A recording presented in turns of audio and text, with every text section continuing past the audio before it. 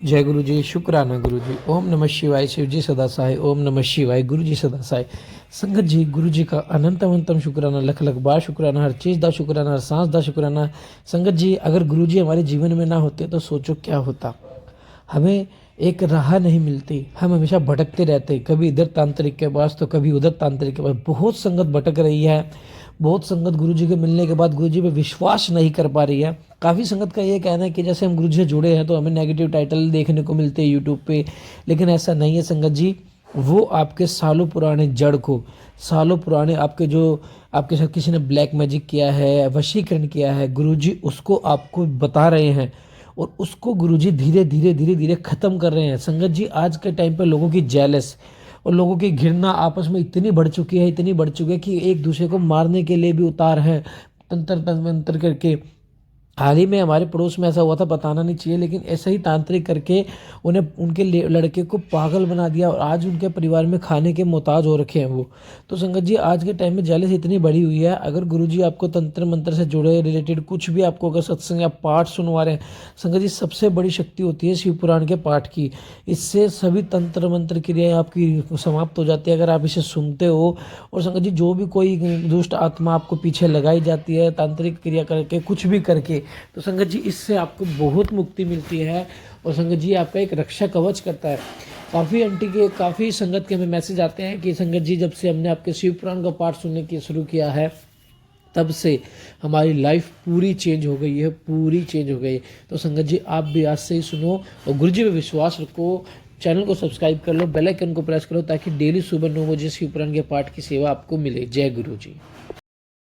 उवाच अज्ञभान्विद्योतद्वदातो देवनिर्मितः जलस्य भान्मपन्नयितो करोनस्तपरस्ता ममति ज्ञानं त्वहि सनस्ते परभो निर्भीः एको विलसितः कृत्यं स्वस्य परस्य वा अवधदेवस्य व्योतप्सिः शोभनः प्राद प्रणाम फलदो न तस्य भवतो। यथा ब्रह्मा जी बोले, हे देव, मैं ज्ञानी हूँ अथवा भली भांति जानता हूँ, चाहे कुछ भी हो, पर मैं ब्रह्म में आपके द्वारा उत्पन्न की गई। यदि मैं इस प्रकार से ब्रह्म से ग्रसित हुआ और किसी पर प्रदात किया गया आपके समीप होने पर यदि मेरा ज्ञान है तो रहे, हाँ, तो इससे क्या हानि हो सकती है? ऐसा कौन है जो निर्भय होकर अपना प्राय कृत्य बता सके? हम लोगों का विद्वाद भी मंगलमय हो, क्योंकि देवाधिदेव आप स्वामी का चना विदर फल इसी में मिला है। विष्णुवाच स्तोतुम देवनवगस्ति महीनम तदर्शितव प्रभुगत विद्यानम तूष्णि भाव व्यतिक्रम किमत रसंघटित कृतम एव सरोचितम अजनानपि यत् किंचितं परलप्य वामनतोसम कारणत्वं तया दत्तं विस्मृतं मया मह्यमवेतृकृतिश्चापि पुनः स्वयं शासिता विज्ञप्यते कि बहुभूतस्मि भस्मशा यतो अहं परिच्छेदं त्वां परिच्छेदमुदितः त्वामु शान्ति महादेवं भीतान् सिमर्तिनाशनम् अतो व्यतिक्रम यद शन्तुमस्कि शंकरः इति विज्ञप्ति स्यामिति शराप्य महेश्वरः प्रतिगुणः तो देवो स्थिमित पूर्वभाषितः इद ईश्वर उवाच वत्स वत्स विधे विष्णु माय मोहितो युवा प्रभुत्यलंकृत्य बधोभरो परस्परम विवादं युद्धपर्यन्तं कृत्वा न परोतखिल तस्मिन् प्रजा सृष्टि जगत कारण भूत्यो अज्ञान मान प्रभते दुरुपि तन्न वर्तितुं यद् युष्मधवो मोहे एव निवार्ता विधिलंघा विभाग लीलेहा तस्मुदे विभाद च व्रीडात चत्सृज्यः कीर्तनशः तथाष्टो शक्ति स्नेशा द्वितीय चरण विजिता ते मां कामं प्रयच्छन्तु शिवरो शासनात् भवते मूर्तिरश्य चस्मापि च शक्ति महादेवस्य तत्कर्मूर्तिः शक्ति अपि सर्वथा सवितत्वर्णस्थितः सत्कृते शिवरोगतिष्ठन्तु फलमिसर्वश्राजो महातेज माघे समर्थं परमवीरेन्द्र कैलाशमनादि शिखो परम सीताभ्रशिखाकारं कुकुतो परिशोभिता मा भोगेन्द्र कल्पेत महाभे कल्पेत शिखोपरः रक्तस्य शृङ्गचारणो रक्तप्राय विलोचनः पीवरोन्नत सर्वाङ्गं सुचारु गमनोः जबलः प्रशस्तलक्षणः श्रीमहान् प्रज्वलन मानभूषणः शिवप्रिय शिवशक्त शिवयोजद्वाहनः तथा तच्चारणस्य प्रपाविता विग्रहः गौरराजपुरुषः श्रीमान् त्रिशूलवायुधः तयोराज्ञं पुरस्कृत्य सम्यक् प्रच्युतः नन्देश्वर महातेजनकृत्यस्य आत्मजः सनायन केतधर्वमित्यमर्च्य वन्दितः शर्वशयानथा पुरद्वारी सार्धं परिजने स्थितः सर्वेषां सम्प्राख्या सर्वासुर विमर्दिनः सर्वेषां शिवधर्मणाक्षरे शिवभीष्टं शिवप्रिय शिवशक्त श्रीमूषवारुधे शिवतेषु संसक्तमाक्षरकतैरपि सत्कृत्य शिवराज्ञं स मे कामं पृच्छतु महाकालो महाबाहु महादेव वापर महादेव श्रीधरं तु नित्यमेवाभिरक्षतु शिवप्रिय शिवशक्त शिवरोचक सदा सत्कृत्य शिवराज्ञं स मे तेषु काङ्क्षितं सर्वशास्त्रे तद्वज्ञ शास्त्र विष्णु परातनु महामोतटान्य मधुमासा सासु प्रिया तर्वाग्य पुरस्कृतं सामे कामं पृच्छतु ब्रह्माणी च महेशु कुमारी वैष्णवी वारवी च महेन्द्री च मुंडा चंड विक्रमः एवं मातर सप्त सर्वलोकस्य मात्रा प्रथमे पृच्छन्तु प्रश्वेश्वर शासनात् मातृतंगो वाहनगणगमनशो आत्मजः आकाशदेव दिग्भौ सोम सूर्य लोचनः ऐरावती आदि विदग्न दिग्गजे नित्यकर्म च शिव ज्ञान मधोनित दर्शना विघ्नता विघ्नकृच्छः सुरदैनं विघ्नेश्वर शिव भाविता सत्कृत्य शिवराज्ञं समे दिशुकांक्षितं षण्मुखं शिवभूतं शक्तिवज्रधरं प्रभु अग्नेश तन्य देवाः प्रणतन्य पुनः गंगाश्च गणभ्यङ्गर्तकांश तथैव च विशाखं च शाखेन नैगमेन च वृत्तः इंद्राचीन सेनानि स्तार कुस्रजितः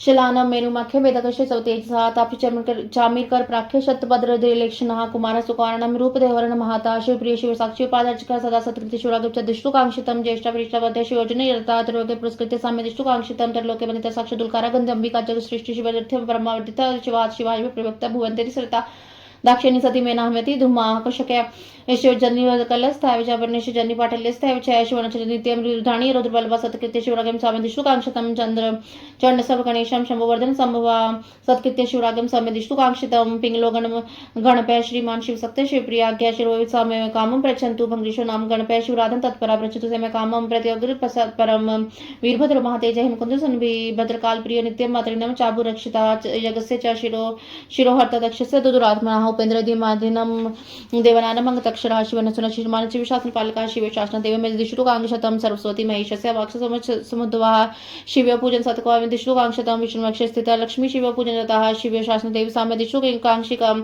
महामोटी महादेव पाद पूजा प्रार्थनाः तस्य एव नियोगिन साम्य दिष्टुकांक्षितं कौशिकी सिमरुड़ा पार्वती परमसुता विष्णु विद्या महामाया महाविष्णुमर्दिनी निशुंभ शुंभ स्त्री मधुमासा सौप्रिया सत्कृतिं शासनं मातु समदिष्टुकांक्षितं रुद्रमाख्यं प्रमथा प्रमथ भूताक्ष महावीर महादेव संप्रभा नित्यमुक्त निरुपमा निर्वृंदा निर्पुलवा संशक्ति सनुचर सर्वलोक नमस्कृता सर्वेश्वर लोकनम सृष्टि सारण क्षमा परमेश्वरताश परस्पर मनोव्रता परस्पर मिति सन्नद्धा परस्पर नमस्कृता शिव प्रियतमा नित्यं शिव लक्षण लक्षिता सौम्य घोरसदा मिश्रांति अद्वात्मिका विरपशे सुरापाश नानकधरसदा सत्कृत्य शिवराग्यं साम्य तमे काम दिशंतु वह देव्य प्रिय सखी वर्ग देव लक्षणे लक्षिता सहितो रुद्रकन्याभिशक्ति तृतीय वर्णे शंभो भक्तिया नित्यं समर्चित सत्यकृतं शिवराज्ञं समे दिष्टु मंगलम दिव्यकारो महेशस्य मूर्तिदीप्तमण्डलं निर्गुणो गुणिसंगतस्तैव गुणी केवलं कीर्तार्थमस्य एक सामान्य क्रिया साधारण कर्माचार्य सृष्टि तल कर्म ते त्रिधा चतुर्धा च सब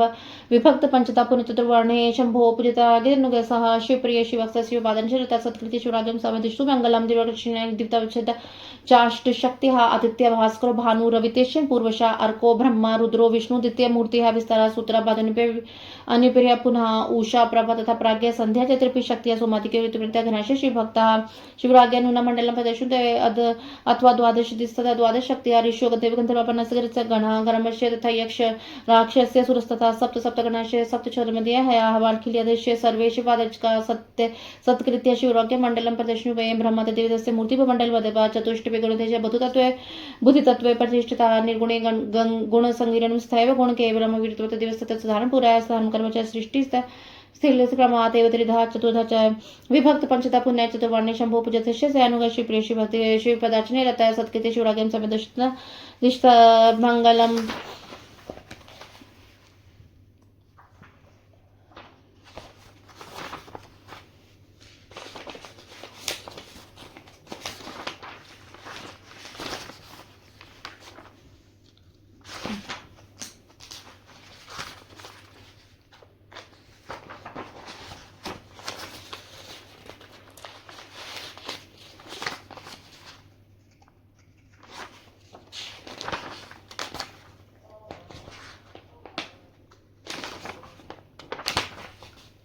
जगत के एकमात्र अक्षर नित्य चिन्मय स्वभाव प्रकृति मनोहर शंभु आपका तत्व कलुष राशि से रहित नियमित वर निर्मल वाणी से परिपूर्ण से परे आपकी जय हो आपका श्री स्वभाव से निर्मल आपकी चेष्टा परम सुंदर आपकी जय हो आप महाशक्ति आपके तुल्य आपके विशुद्ध कल्याण में गुणों के महासागर आपकी जय हो आप अनंत कांति से संपन्न आपके श्री विग्रह की तुलना नहीं आपकी जय हो आप नित्यकर्म में महिमा के आधार शांति में मंगल के निकेतन आपकी जय हो निरंजन निर्मल आधार रहित बिना कारण के प्रकट होने वाले शिव आपकी जय हो निरंतर परमानंद शांति सुख के कारण आपकी जय हो अतिशय उत्कृष्ट ऐश्वर्य से शोभित अत्यंत करुणा के आधार आपकी जय हो प्रभु सब कुछ स्वतंत्र आपके व्यापक की कहीं क्षमता नहीं आपकी जय हो आपके विराट विश्व को व्याप्त करेगा किंतु आपसे किसी व्याप्त नहीं है जबकि जय हो आपसे उत्कृष्ट है कोई श्रेष्ठ नहीं आपकी जय हो आप अद्भुत है आपकी जय हो आप शुद्ध महान आप जय हो आपकी जय हो आप अक्षत निर्विकार आपकी जय हो आप अविनाशी हैं आपकी जय हो आप प्रेमय परमात्मा आपकी जय हो मायरित महेश्वर आपकी जय हो जन्मा शिव आपकी जय हो निर्मला शंकर आपकी जय हो महाभाव महासार महागुण महिता तीर्थकर्ता से युक्त महाबली मायावी महान रसिक तथा महारथ आपकी जय हो आप परम आद्य को नमस्कार है आप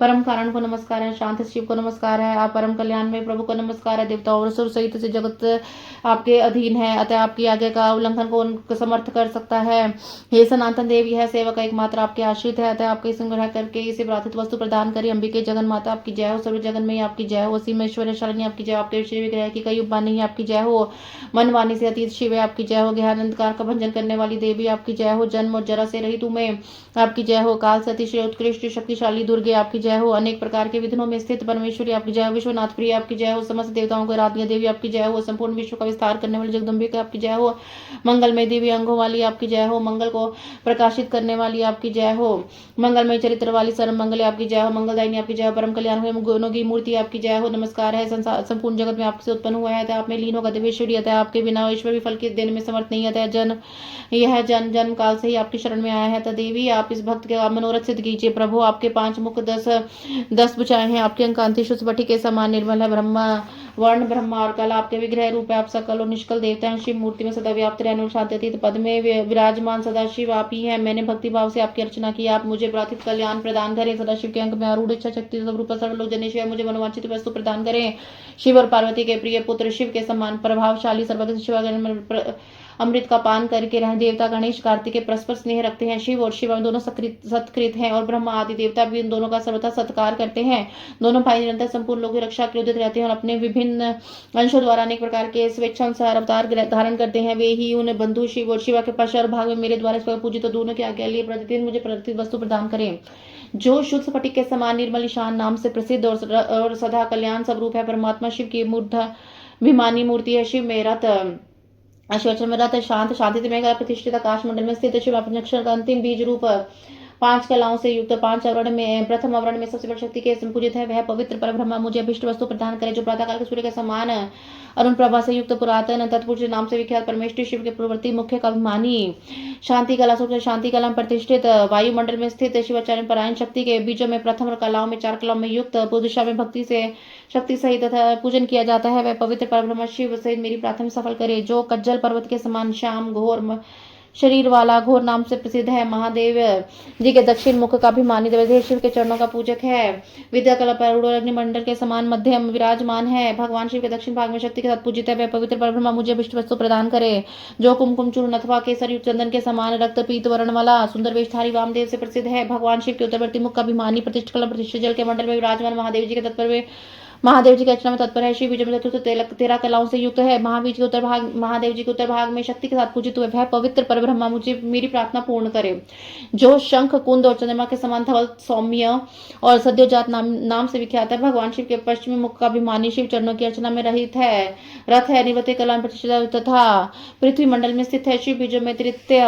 8 कलाओं में युक्त और महादेव जी के पश्चिम भाग में स्थित पूजित हुआ है वह पवित्र परब्रह्मा मुझे मेरी प्रार्थना प्रार्थित वस्तु दे शिव और शिवा की हृदय रूपिणी मूर्ति या शिव भाव से भावित होकर दोनों की आज्ञा शिरोधार्य करके मेरा मनोरथ पूर्ण करे शिव और शिवा की शिखा रूपी मूर्तियां शिव के आश्रित रहकर उन दोनों का आज्ञा का आदर करके मुझे अभिष्ट वस्तु प्रदान करे शिव और शिवा की कवच रूपा मूर्तियां शिव भाव से भावित होकर शिव पार्वती की आज्ञा का सत्कार करके मेरी कामना सफल करे शिव और शिवा की नेत्र रूपा मूर्तियां शिव की आश्रित रही उन दोनों की आज्ञा शिरोधार्य करके मुझे मेरा मनोरथ प्रदान करे शिव और शिवा की अस्त्र रूपी मूर्तियां नित्य उन दोनों की अर्चन में तत्पर रहकर उनकी आज्ञा का सत्कार करती मुझे अभिष्ट वस्तु प्रदान करे वाम ज्येष्ठ रुद्र काल विकरण बल विकरण प्रभु सर्वभूत दमन ये 8 शिव मूर्तियां इनकी वैसी 8 मूर्तियां वामा ज्येष्ठ रुद्राणी काली विकरणी बल प्रवर्तनी सर्वभूत दमनी ये सब शिव और शिवा के शासन से मुझे प्रार्थित वस्तुएं प्रदान करें अनंत सूक्ष्म शिवा एक नेत्र एक रुद्र त्रिमूर्ति श्रीखंड और शिखंडी ये 8 विद्वेष तथा वैसी 8 मूर्तियां अनंत सूक्ष्म शिवा शिवोत्तमा एक नेत्रा त्रिमूर्ति रुद्र एक रुद्रा श्रीकंठी शिखंडनी जिनकी द्वितीय आवरण में पूजा हुई है शिव और शिवा के शासन से मेरी मनोकामना पूर्ण करे भव और आदि 8 मूर्तियां उनकी शक्तियों सहित महादेव आदि 11 मूर्तियां जिनकी स्थिति तीसरे आवरण में स्थित है शिव और पार्वती की आज्ञा मुझे विष्णु प्रदान करे जो वृषभों के राजा महातेजस्वी महान मेघ के समान शब्द करने वाले मेरु, मंदराचल, कैलाश और हिमालय के शिखर के ऊंचे उज्जवल वर्ण वाले श्वेत बादलों के शिखर की भांति ऊंचे को कुछ से शोभित है। महारागराज के शरीर की भांति पूंछ की भी जिनकी शोभा बढ़ाती है, और जिनके मुख, सींग और पैर भी नेत्र है, नेत्र भी प्राय लाल है, जिनके सारे अंग मोटे और उन्नत हैं, जो अपनी मनोहर चाल से बड़ी शोभा पाते हैं, जिनमें उत्तम लक्षण विद्यमान, जो चमचमाते मणि में या भूषणों से भूषित दीप्तिमान दिखाई देते हैं, जो भगवान शिव को प्रिय हैं, वे शिव मंदिरोक्त रहते हैं। शिव और शिवा दोनों ही ध्वज और वाहन है, और उनके चरणों के स्पर्श जिनका पृष्ठ भाग परम पवित्र हो गया है। गौओं के राजपुरुष श्रेष्ठ और चमकीला त्रिशूल धारण कर वृषभ शिव और शिव के आगे के शिरोधारी, शिव के आगे शिरोधारी मुझे अभिष्ट वस्तु प्रदान कर, जो गिरिराज नंदिनी पार्वती के लिए पुत्र के तुल्य प्रिय हैं। श्री विष्णु आदि देव देवताओं द्वारा नित्य पूजित एवं वंदित हैं। भगवान शंकर के अंतःपुरण के द्वार पर परिजनों के साथ खड़े रहते हैं। वैश्व शिव के समान तेजस्वी हैं तथा समस्त असुरों को कुचल देने की शक्ति रखते हैं। शिव धर्म का पालन कर संपूर्ण शिव भक्तों की दक्षता पर जिनका अभिषेक हुआ है, जो भगवान शिव के प्रिय शिव में अनुरूप तेजस्वी त्रिशूल नामक श्रेष्ठ युद्ध धारण करने वाले भगवान शिव के शरणागत भक्तों पर स्नेह है, और शिव भक्तों का महातेजस्वी नंदीश्वर शिव और पार्वती की आज्ञा को शिरोधार्य करके मुझे मनोवांछित फल प्रदान करें। दूसरे महादेव के समान महातेजस्वी महाभाव महाकाल महादेव जी के शरणागत भक्तों की नित्य रक्षा करें। वे भगवान शिव के प्रिय हैं, भगवान शिव में उनकी शक्ति है, वे सदैव शिव पार्वती की पूजा के, इसलिए शिव और शिवा के आगे का आदर करके मुझे मनोवांछित वस्तु प्रदान करें। जो संपूर्ण शास्त्रों तात्विक अर्थ को ज्ञाता भगवान विष्णु के द्वितीय रूप उसके शासक महात्मा के कद्रु के पुत्र हैं। मधु फल का गुदा और आसव जिन्हें प्रिय है, वे नागराज भगवान शिव और पार्वती शेष शिव पार्वती के आगे के सम्मान रखते हुए साम मेरी इच्छा को पूर्ण करें। ब्राह्मणी, महेश्वरी, कुमारी, वैष्णवी, वाराही, महेंद्री, प्रचंड पराक्रमशालिनी, चामुंडा देवी, ये सर्वलोक जिन्हें 7 माताएं परमेश्वर शिव के आदेश से मेरी प्रार्थित वस्तु प्रदान, जिनके मत वाले हाथी का मुख है, जो गंगा उमा शिव के पुत्र हैं, आकाश जिनका शरीर दिशाएं भुजाएं हैं, तथा चंद्रमा सूर्य अग्नि जिनके नेत्र हैं, रावत दिव्य दिग्गज जिनकी नित्य पूजा करते हैं, जो देवताओं के विघ्न का निवारण करते और असुर आदि के कार्यों में विघ्न डालते हैं, वे विघ्न राज गणेश शिव जी से भावित होकर शिवा और शिव के आगे शिरोधार्य करके मेरा मनोरथ प्रदान करें। जिनके 6 मुख है, भगवान शिव से जिनकी उत्पत्ति हुई, जो शक्ति वज्रदूत धारण करने वाले हैं, प्रभु हैं, अग्नि के पुत्र, पर्णा के बालक है, गंगा गणभ और कार्तिकेय के भी पुत्र हैं, विशाख, शाख और नैगमे, इन तीनों भाइयों से जो सदा घिरे रहते हैं, जो इंद्र के सेनापति तारकासुर को परास्त करने वाले, जिन्होंने अपनी शक्ति से मेरु आदि पर्वतों को छेद डाला, जिनकी अंग कांति तपाए हुए स्वर्ण के समान, नेत्र पर फूल कमल के समान सुंदर है, कुमार नाम से प्रसिद्धि है, सुकुमारों के सबसे बड़े उदाहरण हैं। शिव के प्रिय, शिव में अनुरूप तथा शिव चरणों की नित्य अर्चना करने वाले वे स्कंद शिव और शिव की आगे शिरधार करके मुझे मनोवांछित वस्तु प्रदान करे। सर्वश्रेष्ठ वरदानी ज्येष्ठा देवी, जो सदा भगवान शिव और पार्वती की पूजा में लगी रहती है, उन दोनों की आज्ञा मानकर मुझे वस्तु प्रदान करे। तरलोक के वनिता साक्षात उल्का लुकाटी जैसी आकृति वाली गणंबिका, जो जगत की सृष्टि बढ़ाने के लिए ब्रह्मा जी के प्रार्थना पर शिव के शरीर से पृथक हुई, शिवा के दोनों भुवों के मध्य में निकली थी, जो दक्षायनी, सती, मैना, हिमवान, कुमारी, उमा आदि के रूप में प्रसिद्ध है। कौशिकी, भद्रकाली, पर्णा, पटला की जननी है, नित्य शिव अर्चन में तत्पर रहती है, वह रुद्र वल्लभा रुद्राणी कहलाती है। वे शिव और शिवा के आज्ञा रुद्र शिरोधार्य करके मुझे मनवांछित वस्तु दे। समस्त शिवगणों के स्वामी चंड, जो भगवान शंकर के मुख से प्रकट हुए हैं, शिव और शिव के आज्ञा का आदर करके मुझे वस्तु प्रदान करे। भगवान शिव में आसक्त और शिव के प्रिय गणपाल श्रीमान पिंगल शिव और शिव के आगे से मेरे मनोकामना पूर्ण करे। शिव की आराधना तत्पर है। भिंगेश्वर नामक गणपाल आपकी स्वामी से आगे लेकर मुझे मनवास्ती वस्तु प्रदान करे। हिम कुंद और चंद्रमा के समान उज्ज्वल भद्रकाली के प्रिय, सदैव मातृकाओं की गणकाओं की रक्षा करने वाले, दुरात्मा दक्ष उनके यज्ञ का सिर काटने वाले उपेंद्र, इंद्र और यम आदि देवताओं के अंग में घाव कर देने वाले शिव के अनुचर तथा शिव के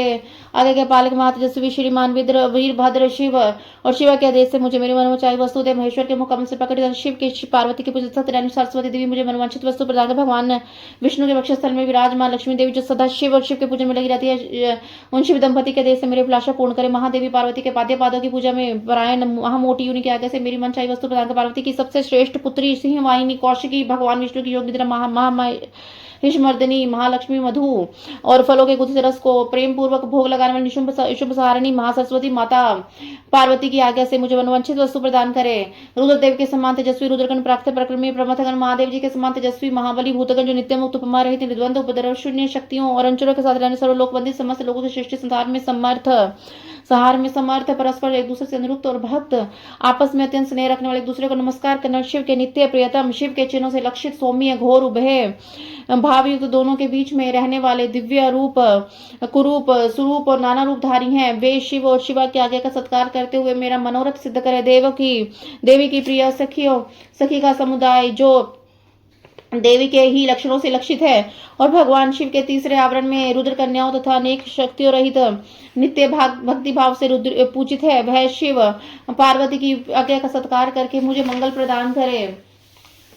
भगवान सूर्य महेश्वर की मूर्ति हैं, उनका सुंदर मंडल दीप्तिमान है, वे निर्गुण होते भी कल्याणमय गुणों से युक्त हैं, केवल सदगुरु रूप है, निर्विकार, जिनके आदि कारण और एकमात्र द्वितीय सामान्य जगत उनकी सृष्टि पालन सहार के क्रम से उनके कर्म असाधारण है। इसी तरह से वे 3 और 4 और 5 रूपों में विभक्त हैं। भगवान शिव के चौथे आवरण मंत्र सहित उनकी पूजा हुई है। वे शिव के प्रिय, शिव में आसक्त और शिव के चरणार बिंदु की अर्चना में तत्पर है। ऐसे सूर्य विद्या शिव और शिवा के आज्ञा का सत्कार करते मुझे मंगल प्रदान करें। सूर्य देव से संबंधित 6 अंगों, उनकी दीप्ता आदि 8 शक्तियां, आदित्य, भास्कर, भानु, रवि, अर्क, ब्रह्मा, रुद्र, विष्णु, ये 8 आदित्य मूर्तियों की विस्तारा, सूत्रा, बोधनी, आप्यनी और उनके अतिरिक्त उषा, प्रभा, प्राज्ञ और संध्या, ये शक्तियां चंद्रमा से केतु पर्यंत शिव भावित ग्रह, 12 आदित्य, उनकी 12 शक्तियां, ऋषि, गंधर्व, देवता, नाग, अप्सराओं के समूह, ग्रामीण, अगुआ, राक्षस, यक्ष, ये 7 संख्या वाले गण, 7 छंदों में अश्व, वालखिल्य आदि मुनि, ये सब के सब भगवान शिव के चरणार बिंदु की अर्चना करने वाले हैं। ये लोग शिव और पार्वती की आज्ञा का आदर करते हैं। मुझे मंगल प्रदान करें। ब्रह्मा जी देव महादेव की मूर्ति है, भूमंडल के अधिपति, 64 गुणों के ऐश्वर्य से युक्त है और बुद्धि तत्व में प्रतिष्ठित है। वे निर्गुण होते हुए भी अनेक कल्याणमय गुणों से संपन्न है, सदगुण स्वरूप निर्विकार है, देवता है, उनके सामने साधारण सब लोग साधारण है। सृष्टि पालन सहार के क्रम से उनके सब काम असाधारण है। इसी तरह वे 3, 4 और 5 आवरण से स्वरूपों में विभक्त हैं। भगवान शिव के चौथे आवरण में सहित उनकी पूजा हुई है। वे शिव के प्रिय, शिव में आसक्त और शिव के चरणार बिंदु की अर्चना में तत्पर हैं। ऐसे ब्रह्मदेव, शिवा और शिव की आज्ञा पाकर मुझे मंगल प्रदान करें।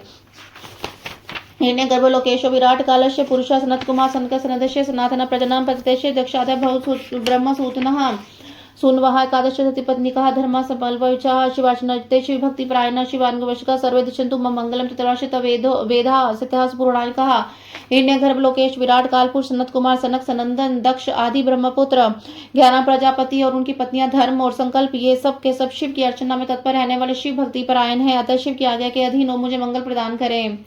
धर्मशास्त्राणि विद्यावेदपि समान्विताः परस्पर विद्यार्थः शिव प्रकृति पादिकाः सत्कृत्य शिवरागे मंगल प्रदेश में अर्थ रुद्रो महादेव शंभो मूर्ति गर्यसी वायुमंडलाधीश पौरुषधैर्यवान प्रभु शिव अभिमान संपन्न निर्गुण निर्गुणात्मा केवल सात्वियों के राजेश्वर तामस अविकृता पूर्व तथा सुसंविग्रह साधारण कर्मा च सृष्टि आदि कर्ण पृथका ब्रह्मोपि श्रीक्षेत्र जनकस्थस्य तिसृतः जनकस्थस्य शापी विचनर्पि विनमायकः बोधकस्य तथात्मन ग्रहक प्रभु अंडास्त्य बहिवर्ती रुद्रो लोकद्वधिपः शिव प्रिय शिव सक्त शिव पदार्चने रतः शिव से आगे पुरस्कृत्य स्वयं मंगलम तस्य ब्रह्मशनानि विदेशनम विद्याशनाम तथाष्टकम चत्वार मूर्ति विदेश शिव पूर्व शिवार्चका शिव शिव हरेश्वर मृडेश्वर तथा पर शिव से आगे पुरस्कृत्य मंगलम प्रदर्शु में अथ विष्णु महेश से शिव से परतनु वर्धित वरिता तत्वधिपा साक्षात अधिभक्त पदस्थ स्थितः महादेव रुद्र शंभु की सबसे घनिष्ठ मूर्ति है। ये अग्निमंडल के अधीश्वर है, समस्त पुरुषार्थ ऐश्वर्य से संपन्न है, सर्व समर्थन में शिव तत्व का अभिमान जागृत है। ये निर्गुण होते त्रिगुण रूप है, केवल सात्विक राजस और तामस भी हैं, पहले से निर्विकार है, सब कुछ इन्हीं की सृष्टि है, सृष्टि पालन सहारिणी के कारण इनका कर्म साधारण माना जाता है। ये ब्रह्मा जी के मस्तक का छेदन करने वाले हैं, ब्रह्मा जी के पिता और पुत्र भी हैं, इस तरह के विष्णु के भी जनक और पुत्र है और इन्हें नियंत्रण में रखने वाले हैं। ये उन दोनों ब्रह्मा और विष्णु को ज्ञान देने वाले नित्य उन पर अनुग्रह करने वाले हैं। ये प्रभु ब्रह्मांड के भीतर और बाहर व्याप्त है, ये लोक पर लोक दोनों लोगों के अधिपति रुद्र है। ये शिव के प्रिय, शिव में आसक्त तथा शिवी चरणार बिंदु की अर्चना में तत्पर है। अतः शिव की आज्ञा को सामने रखते हुए मेरा मंगल करे। भगवान शंकर के स्वाभिभूत सर्वभूत ईशान आदि ब्रह्मा इत्यादि 6 अंग 8 विदेश्वर शिव आदि 4 मूर्ति भेद शिव भाव है मेरे डे सब के सब शिव के पूजक हैं। ये लोग शिव की आज्ञा शिरधारे करके मुझे मंगल प्रदान करें। भगवान विष्णु महेश्वर शिव के उत्कृष्ट स्वरूप है। ये जल तत्व के अधिपति और साक्षात अव्यक्त पद पर प्रतिष्ठित है, प्राकृतिक गुणों से रहित हैं।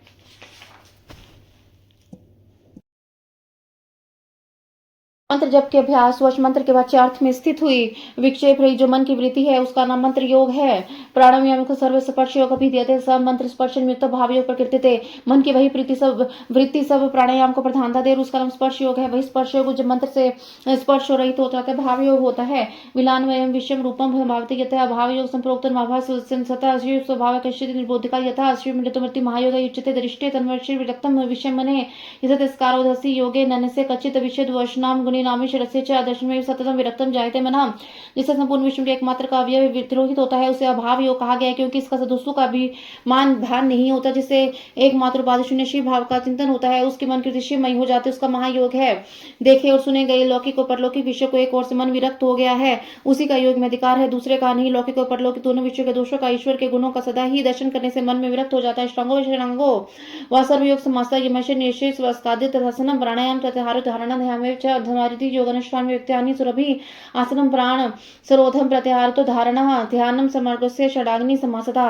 प्राय सभी योग 8 और 6 अंगों से युक्त होते हैं। यम नियम स्वास्तिक आदि आसन प्राणायाम प्रत्याहार धारणा ध्यान और समाधि ये विद्वानों के 8 ही अंग बताए गए हैं। आसन प्राणायाम प्रत्याहार धारणा ध्यान और समाधि ये थोड़े योग के 6 लक्षण हैं।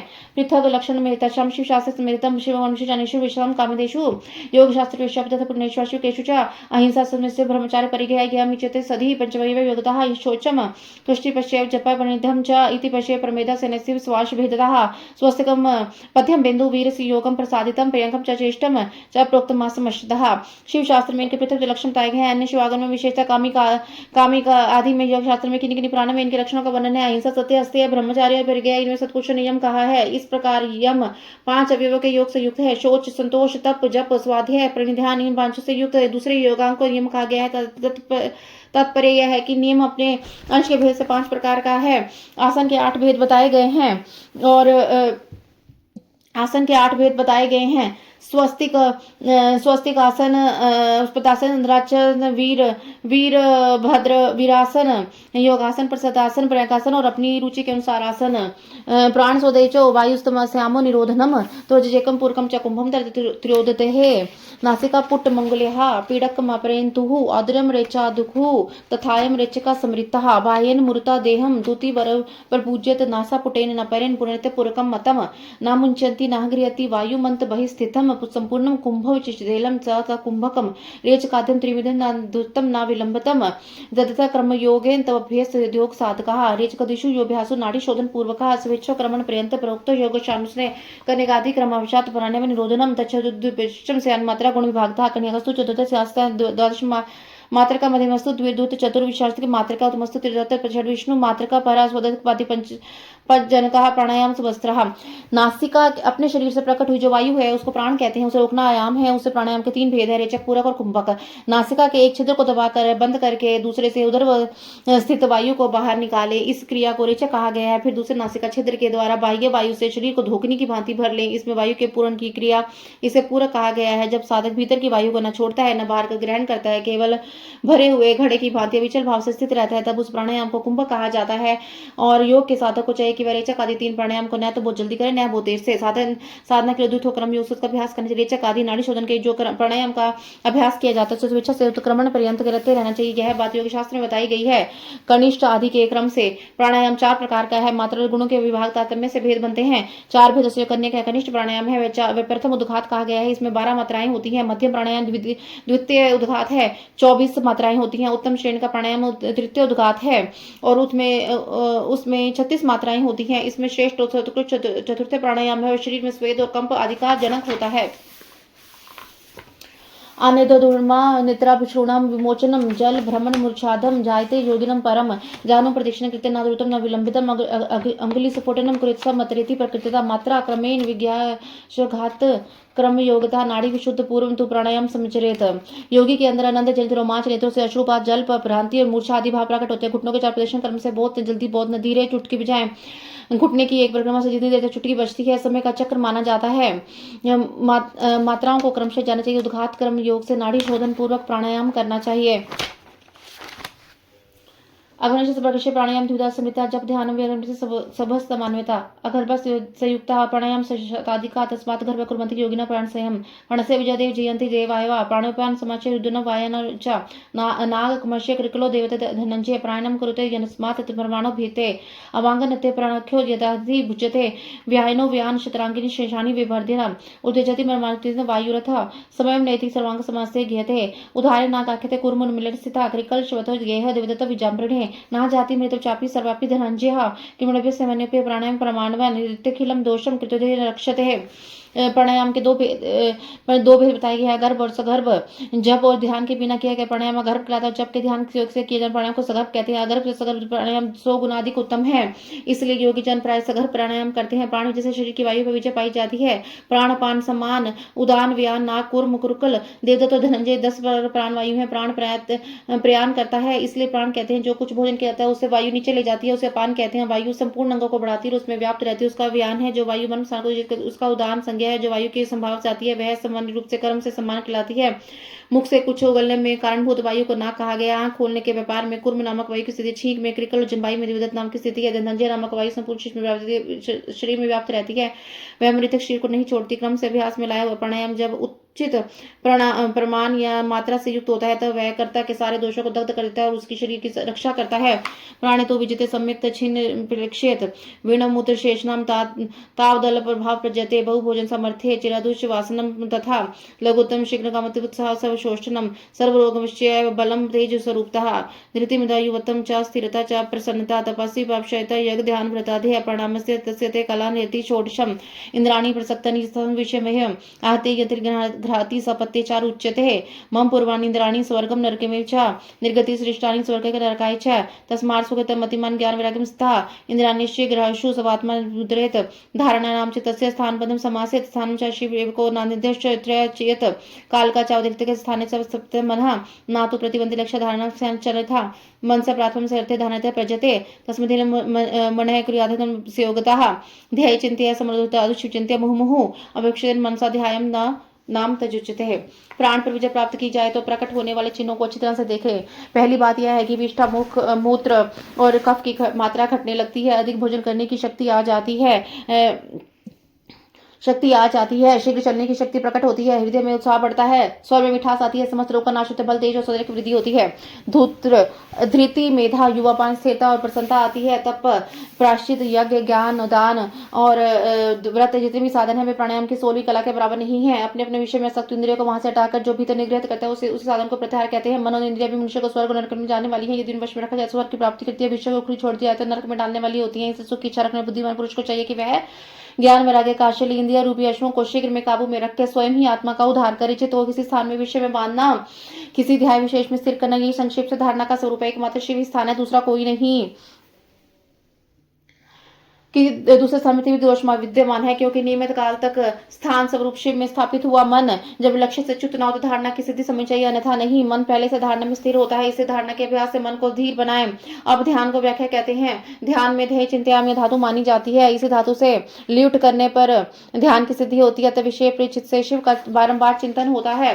ध्यावक स्थिति चित्त से सदृश प्रदेश प्रत्यांत निमुक्त भाव ध्यान मुच्यते सर्वमते प्रत्यक्ष शिव एक शिव शंकर परोध्यादेश समाप्ति अवर्थनी श्रुति ही तथा शिव पराध्याय सर्वभूतो भूतगतो शिव हो तो श्रुतो समृत शिव स्वर्ग सर्वदितो सर्वज्ञ सततम ध्याय नाना रूप विदितः विमुक्ति प्रत्यय पूर्व प्रत्यक्षानि मादिकम इत्येतत् विधम ध्यानस्य प्रयोजनम ध्याता ध्यानम च ध्येयं यच्च ध्यान प्रयोजनम एतत्सृष्टं ज्ञात्वा योगम योगवत ज्ञान वैराग्यं सम्पन्ने श्रद्धां समान्वितः विमर्शे दोषे ध्यानितं पुरुषः समृद्धः जपरच्छन्तः पुनः ध्याय इच्छानतः पुनः जपेत जप ध्यान नाभियुक्तस्य क्षिप्रम योग प्रसिद्ध्यति धारणा द्वादशाम्य ध्यानम द्वादश धारणम ध्यान द्वादशकम यावत् समाधि भिद्यते समाधि नाम योगाम अनंतर परिवर्तनम समाधिना च सर्वत्र प्रज्ञालोक प्रवर्तिते यदर्थ मात्र निभासा समिति तोद्वत्सम स्वरूप शून्य वधानम समाधि भिद्यते ध्याय मन समेष्य पश्यदेपि च सुस्थिरम निर्वाण लवद्योगी समाधस्य प्रतिक्रियते। उसका नाम ध्यान है। ध्यान में स्थित चित्त की ध्याय का वृत्ति होती है और बीच में दूसरी वृत्ति अंतर नहीं डालती। ध्याय का वृत्ति का प्रभाव रूप से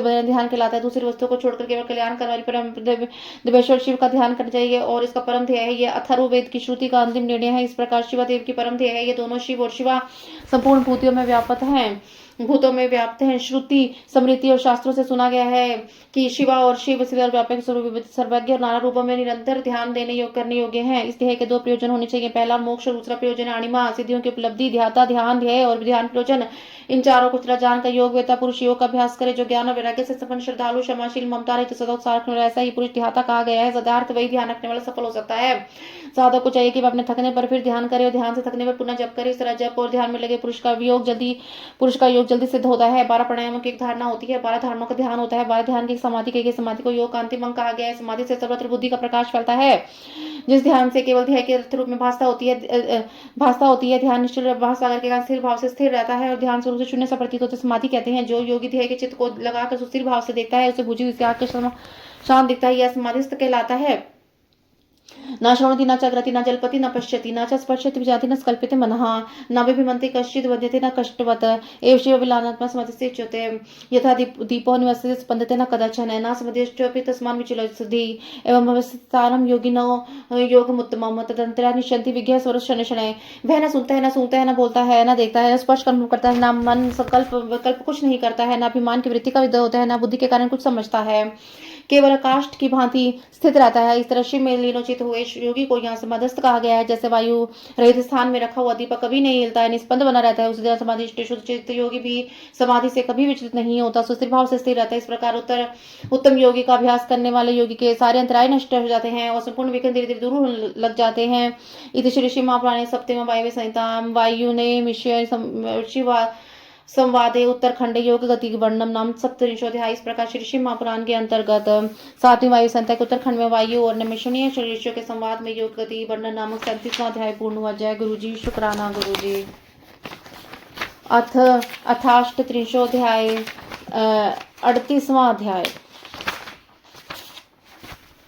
योग मार्ग के विघ्न सिद्धि सूचक उपसर्ग और पृथ्वी से लेकर बुद्धि तत्व पर्यंत ऐश्वर्य गुणों का वर्णन। शिव शिवा के ध्यान की महिमा उपन्योचलस्य व्याधि द्रवा प्रमाद स्थान संशय अनवस्थित चित्त श्रद्धा भ्रांति दर्शनम दुखानी दुर्मस्यम च विष्णुएव च लोलिता दर्शेत युज्यताम पुष्मानंतर प्रकृतिता आलस्य सत्वम तो योगिना देह चित्सो धातु वेशम दोषा दो विजातीय कर्म दोष जहा। उपन्यु कहते श्री कृष्ण आलस्य तीक्ष्ण व्याधियां प्रमाद स्थान चित्तता श्रद्धा भाति दर्शन दुख दुर्मस्य और विषय लोलुपता, ये 10 योग साधन में लगे हुए पुरुषों के योग मार्ग में विघ्न है। योगियों के शरीर चित्त में लसता का भाव आता है, उसी को वहां लस्य कहा गया है। वात पित्त और कफ इन धातुओं को विषमता से दोष उत्पन्न होते हैं, उन्हीं को व्याधि कहा गया है। प्रमादो नाम योग से साधना नाम भावना इदम वेतुभिर्कांतम विघम विज्ञानम स्थान संशय अपृष्टा ही मनस स्थिति रुच्यते श्रद्धा भाव रहिता वृत्तवे योग वत्समी विवृता मतिस्या भ्रातिकृत्य मिद्यते दुखमाग्यम भूसाम चित्तस्काद्मि विदुः आदि भूतिम कमोत्थितम यच्च दुखम पराकृते अदितेव कमाखित शन्य शास्त्र विचादिकम इच्छा वेगातेजम शोभम धर्मस्य प्रचक्षते विचेषु वित्तेषु विभंस्तर लोलिताः शांतेषु विघ्नेषु युक्तस्य योगिनः उपसर्गा प्रवन्ते दिवस्य सिद्ध सूचिका कर्तव्य श्रवण वार्ता दर्शन स्वाद वेदनः उपसर्गा शरीरते व्यय योगस्य सिद्ध्या सूक्ष्म व्ययते विप्रकश्चित वाग्नते प्रतिभा कथ्यते अर्थे प्रतिभासे धातम श्रवणं सर्वशब्दनान् श्रवणे च प्रत्यन्ता वार्ता वार्तासु विघ्नं सर्वेषां दहिनां दर्शनं नाम दिव्यानां दर्शनं च प्रत्यन्ता तस्वाद दिवेषु रसवादेषु उच्यन्ते स्पर्शादीन तद वेदना नाम विश्रुता धनम चा दिव्यानाम द्विपः। कर्म दोष से इन विवादी की उत्पत्ति होती है। असावधानी के कारण योग के साधनों का न तो बना प्रमाद है, यह ना है, और इस प्रकार रूपये कोटि से अकरंत हुए ज्ञान का नाम स्थान संशय है। मन का कहीं स्थान स्थिर न होना, अनवस्थित चित्ता से चित्त की स्थिरता है, अस्थिरता है। योग मार्ग में भाव रहित अनुरूप शून्य जो मन की वृत्ति होती है उसको श्रद्धा कहा गया है। विपरीत भावना से युक्त बुद्धि को भ्रांति कहते हैं, दुख कहते हैं। कष्ट को 3 भेद आध्यात्मिक, अद्भौतिक और अधिदेविक और आधदैविक। मनुष्य के चित्त का ज्ञान जनित दुख है, उसे आध्यात्मिक दुख समझना चाहिए। पूर्वकृत कर्मों के परिणाम से शरीर जो रोग उत्पन्न होते हैं उसे आदि भौतिक दुख, आगे विद्युत शस्त्र और विष से जो कष्ट प्राप्त होता है उसे आदि दैविक दुख कहते हैं। इच्छा पर आघात पहुंचने से मन में जो शोभ उत्पन्न उसी का नाम दोमनस्य है। विचित्र विश्व में जो सुख का भ्रम होता है वह विश्व लोपता है। योग परायण योगी के इन विघ्नों के शांत हो जाने पर जो दिव्य उपसर्ग विघ्न प्राप्त होते हैं वे सिद्धि के सूचक हैं। प्रतिभा श्रवण वार्ता दर्शन आस्वादन और वेदना, ये 6 प्रकार की सिद्धियां उपसर्ग कहलाती हैं। योग शक्ति के अवयव में कारण होती हैं। जो पदार्थ अत्यंत सूक्ष्म, किसी की ओट में भूतकाल हो, बहुत दूर हो, भविष्य में होने वाला हो या ठीक ठाक प्रतिभास हो। प्रतिभा कहा गया सुनने कल्पना न करने पर संपूर्ण शब्दों को सुनाई देना। श्रवण कहा गया है दिव्य पदार्थों का बिना किसी पतन के दिखाई देना। दर्शन कहा गया दिव्य रसों का स्वाद प्राप्त, स्वाद कहा गया कारण के द्वारा दिव्य स्पर्शों का ब्रह्मलोक के गंधादि दिव्य भोग का अनुभव वेदना नाम से विख्यात है। प्रतिष्ठन्ते च रत्नानि पृच्छन्ति बहुनि च सृजन्त मधुरा वाणी विविधा स्यात् प्रवर्तते रसनानि सर्वाणि दिवश्चोदयस्थां सिद्ध्यन्ति प्रतिपन्यन्ति दिशन्ति सुरुचिताः। योग सिद्धि उपदेशी दृष्टे मोक्षे भवन्ति दृष्टिमन्ते यद्यत तन्मोक्ष भवेदिति। सिद्ध योगी के पास स्वयं ही रत्न उपस्थित हो जाते हैं और बहुत सी वस्तुएं प्रदान करते हैं। मुख से क्षण नाना प्रकार की मधुर वाणी निकलती है, सब प्रकार की रसायन दिव्य सिद्ध होती है। देवांगनी इस योगी को प्रणाम कर यह मैंने देखा अनुभव किया। तथा अनुसार योग सिद्धि के लिए एकादश का साक्षात्कार कर मोक्ष मन लग जाता है। मोक्ष भी हो सकता है। है।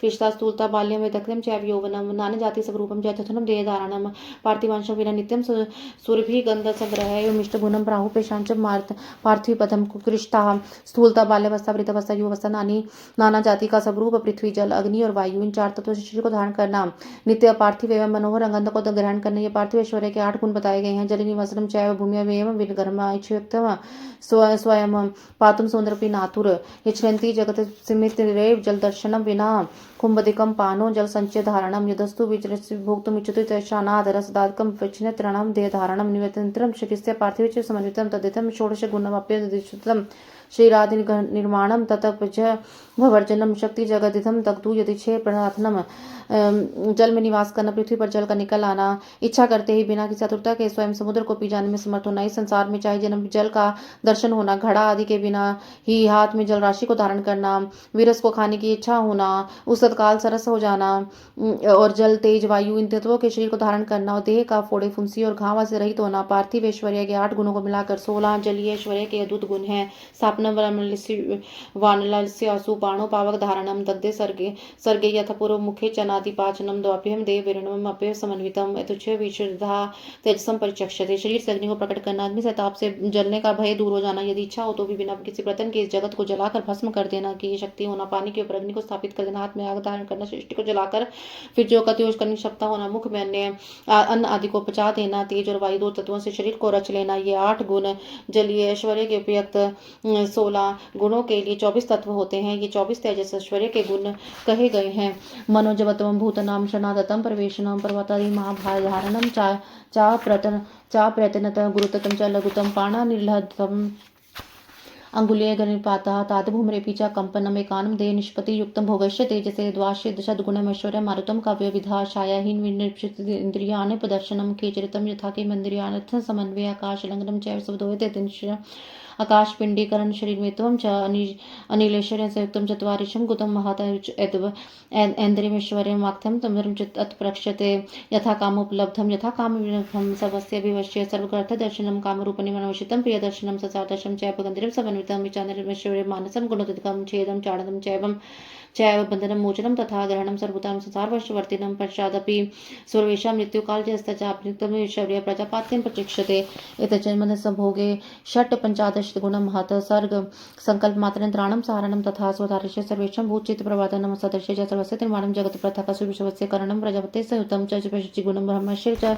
प्रचक्षते च प्रत्यक्षते बोधा तत्परम गौणमैश्वर्यं प्राक्तम विदु विष्णुं तत्मसाक्तं तस्य बहुनस्थिति ब्रह्मा तत्पदं सर्वे भक्तिमध्यं शक्यते तत्पुरुषं च गणं च गणेशं पद्मेश्वरं विष्णुं तत्पदं किंचितं शक्यते विज्ञानं सिद्धेश्य सर्वास एव सर्गिका निरुद्य परितनेन विरगिनं परिणीतो प्रतिभासेषु तेषु गुणवासित न सिद्ध्यपतनिश्वरभयं सात्विकं तस्मात् गुणस्य भोगस्य देवसुरमहित्वतं तद्वातस्य योगसिद्ध परा भवेत् अथवानुकुलनिच्छं जगतो विचारमुनि यथा कामं गुणभोगा भुक्त्वा मुक्तिं प्राप्स्यति यत् योगस्य वक्ष्ये शृणु समाहिता शुभ काले शुभ देशे शिवरात्रि पुण्य विजने जंतुरिते निशब्दे बंधन वर्जिते मन के समान वेगशाली होना प्राणियों के भीतर क्षण भर में प्रवेश करना बिना प्रतन के ही पर्वत आदि के भार को उठा लेना भारी हो जाना हल्का जाना हाथ में वायु को पकड़ लेना उंगली के अग्रभाग की चोट से भूमि को कंपित करना एक वायु के शरीर का निर्माण करना ये 8 गुण तेजस ऐश्वर्य के 24 गुण 32 हो जाते हैं। विद्वान वायु समुदेश्वर के 32 गुण से विकार के शरीर की छाया करना इंद्रियों को दिखाई न देना आकाश में इच्छा का विचरण न करना इंद्रियों के संपूर्ण विश्व का समन्वय आकाश को लांघना अपनी इच्छा से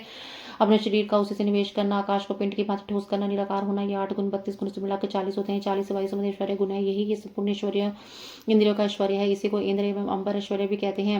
ये इच्छा अनुसार सभी वस्तु की उपलब्धि जहाँ चाहे वही निकलना सभी विभूत कर लेना संपूर्ण अर्थ का दर्शन होना कर्म के अनुरूप निर्माण करना सभी को वश में करना सदा प्रिय वस्तु का दर्शन होना एक संपूर्ण संसार का दिखाई देना ये 8 गुण प्रयुक्त इंद्रिय संबंधी ऐश्वर्य गुणों से मिलकर 43 होते हैं। चंद्रमा से ऐश्वर्य 43 गुणों से युक्त कहा गया है। पहले के ऐश्वर्य से अधिक गुण वाला है यह मानस ऐश्वर्य भी कहते हैं। छेदन पीटना बांधना खोलना संसार के वश में रहने वाले समस्त प्राणियों को ग्रहण करना तथा प्रसन्न रहना पाना मृत्यु को जीतना काल पर विजय पाना यह अहंकार संबंधी ऐश्वर्य के अंतर्गत है। अहंकार के ऐश्वर्य को प्रजापात्य भी कहते हैं। चंद्रमा से ऐश्वर्य गुण गणित के 8 प्रकार गुण 56 होते हैं। महान अभिमानी के ऐश्वर्य के 56 गुण संकल्प मात्र से सृष्टि रचना पालन करना सहार करना सबके ऊपर अधिकार स्थापित करना प्राणी को जिसको प्रेरित करना अनुपम होना इस जगत से पृथक होने संसार की रचना करना शुभ को शुभ शुभ को शुभ करना ऐश्वर्य बोध है। प्रजापाति ऐश्वर्य के गुणों को मिलाकर 64 गुण होते हैं।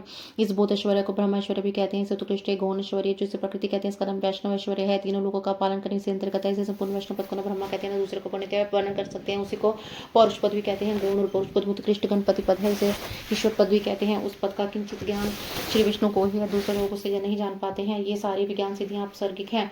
इन्हें परम वैराग्य द्वारा प्रयत्न पूर्वक रोकना चाहिए। इन शुद्ध स्वाभाविक गुणों में जितना चित आसक्त है उतनी संपूर्ण कामनाओं को पूर्ण करने निर्भय परमेश्वर सिद्ध होता है। इसलिए देवता असुर और राजाओं के गुणों तथा भोगों को तुरंत के समान त्याग देता है। उसे उत्कृष्ट योग सिद्धि प्राप्त होती है अथवा जगत पर अनुग्रह करने की इच्छा योग सिद्धि मन इच्छा अनुसार विचरण इस जीवन में गुणों और भोगों का उपभोग करके अंत में उसे मोक्ष की प्राप्ति होगी। अब मैं योग के प्रयोग का वर्णन करूंगा। एकाग्रचित होकर सुनो। शुभ काल हो, शुभ देश हो, भगवान शिव क्षेत्र हो, एकांत स्थान हो, जीव जंतु न रहते, कोलाहल न हो, किसी की बाधा संभव न हो, ऐसे स्थान में लिपि पुति सुंदर सुप्रलिप्त है। सुप्रलिप्त स्थले सौम्य गंध धूप आदि दिवासते मुक्त पुष्प समाकीर्णे वितानि विचित्रते है। कुश पुष्प मितय फल मूल समन्वित नागन्य भ्यास जल भ्यास शुष्क पर्णश्चपि वहा भूमि को गंध और धूप से सुवासित करके वहां फूल बिखेर दे, चंदोवादि दान कर उसे विचित्र रीति से सजा दे और वहां कुश पुष्प समिधा जल फल और मूल की सुविधा हो। फिर वहां योग अभ्यास करे। अग्नि के निकट जल के समीप सूखे पत्तों के ढेर पर योग अभ्यास नहीं करना चाहिए। ना दशम दश कारणी संपचात संकुल है, ना चा दृष्टि मकीने, ना भय दुर्जना विदशम शानी चत वाल्मीकि जिना गढ़े चतुष्पथे नदीदन समुद्रान तीरे स्नानत्रे वह ना जिघ्नतेहन गोष्ठादो ना निष्ठे ना च दंतते निर्जना लंबन सुधारे ना च विनश्मोत तुष्यते ना च दतिमति सरे वह नाति भुक्तो श्रमानिते ना चाति च दाकुलो तो ना चाति शुक्ति पिशाचतः नापि स्वर गुरु कामुदो प्रसुप्तो योगमाचरेत युक्त हार विहारस्य युक्त चेष्टे कर्मसु युक्त निद्रा प्रभोष्य सर्वाय विवर्जितः आसनं मृदुलं रम्यं विपुलं सुसम शुचि पदक स्वास्तिका निधाम समिदेषु च अभिवंद स्वर्गानुतिर्विवादान क्रमात् ऋजिकी शिरोविक्षा नातिष्ठि विलोचनः किंचित दुर्मिशिरादुदांत सुपृश्यत भूमि को गंध और धूप आदि से सुवासित करके वहां फूल बिखेरी चंदोवादि दान कर उसे विचित्र रीति से सजा दे और वहां कुश पुष्प समिधा जल और मूल की सुविधा हो और फिर वहाँ योग का अभ्यास करें। अग्नि के निकट जल के समीप और सूखे पत्तों के ढेर पर योग अभ्यास नहीं। जहाँ डांस और मच्छर भरे हुए हों, वहाँ सांप और हिंसक जंतुओं की अधिकता हो, दुष्ट पशु निवास करते हो, भय की संभावना हो, जो दुष्ट से घिरा हुआ हो, ऐसे स्थान में योग अभ्यास नहीं करना चाहिए। शान चतुर्वृक्ष के नीचे, बाम्बी के निकट, जैन शैन घर में, चौराहे पर, नदी नद और समुद्र के तट पर, गली सड़क के बीच में उजड़े हुए उद्यान में, गोष्ठ आदि में अनिष्टकारी निंदित स्थान में योग अभ्यास नहीं करें। जब शरीर में अजीर्ण का कष्ट हो, घटी डकार आदि हो, विष्टा मूत्र से दूषित हो, सर्दी हो, अतिसार रोग का प्रकोप हो, अधिक भोजन कर लिया हो तो अधिक परिश्रम कर थकावट हुई हो, भूख प्यास हो, मनुष्य चिंता से व्याकुल हो तथा अपने गुरुजनों के कार्य में लगा हो, उस अवस्था में योग अभ्यास नहीं करना चाहिए। जिसके आहार विहार उचित परिमित हो, कर्मों में यथा योग्य समुचित चेष्टा करता हो और उचित समय से सोता जागता हो, सर्वथा आयास रहित हो, उसमें योग अभ्यास तत्पर है। आसन मुलायम सुंदर विस्तृत और पति और सभी पवित्र होना चाहिए। पद्यासन स्वस्थासन आदि जो योग आसन है उन पर अभ्यास करना चाहिए। उसमें चरित्र गुरुजनों की परंपरा को क्रमशः प्रणाम करके अपनी गर्दन मस्तक छाती को सीधे रखें। ओठ और नेत्र अधिक सटे हुए ना हो, सिर कुछ नीचा ऊंचा हो, दांतों से दांतों का स्पर्श ना करें। दंत्रागस्थिता जिम चलासन वश्य च पश्चिम वृष्णो रक्षता प्रजनम पुनः उर्वपरि स्थाप्य बहु त्रियागयतना दक्षिणं करपृष्ठं तुल्यस्य वामतलोपरि यूनाम्ये शनके पृष्ठमुरो विष्टभ्य चाग्रता संप्रेक्षण आसिदात्म सवदेशांचन लोक्यन संप्रीत प्राण संचार पाशान इव निश्चलः स्वदेह शिवचिन्त्य शिवलम्भ्यः हत्पीठिका मध्ये ध्यानज्ञेन पूज्यत मूलसाग्रोत नभो कठव तालुन्द्रियो भूमेन्द्रिय द्वादशे बाललाटे मूर्धना वा समावृत परिकल्प्य धान्यं शिव्यो परांसं तत्र स्मारणं वापि निरवरणमेव द्विदले षोडशे अददशे यथाविधि दशारे व षडास्त्रे व चतुरस्थे शिव समरेत भ्रूरन्ध्रः पद्यं द्विदलं तडी द्विजलहं भूमध्यस्तर्वस्य क्रमाधे दक्षिणोत्तरे विद्युत्समावन्ये च पर्णे वर्णावस्के षडवसे पत्राणि स्वरा षोडानि तानि वा पूर्वदानि क्रमादत पद्यकन्दस्य मूलतः ककारऋतिकारन्ता वर्णा प्रणन्ते कुर्मात् भानुवर्णस्य प्रणस्य ध्येयं त्यदन्तरे दांतों के अग्रभाग में स्थित हुई जीवा को अविचल भाग से रखते हुए एड़ियों से दोनों अंडकोशों और प्रजनेंद्रियों की रक्षा पूर्व दोनों जांघों के ऊपर बिना किसी असर के दोनों भुजाओं को रखे। फिर दाहिने हाथ के पृष्ठ भाग को हाथ की हथेली पर रखकर धीरे से पीठ की ऊंचाई करें और छाती को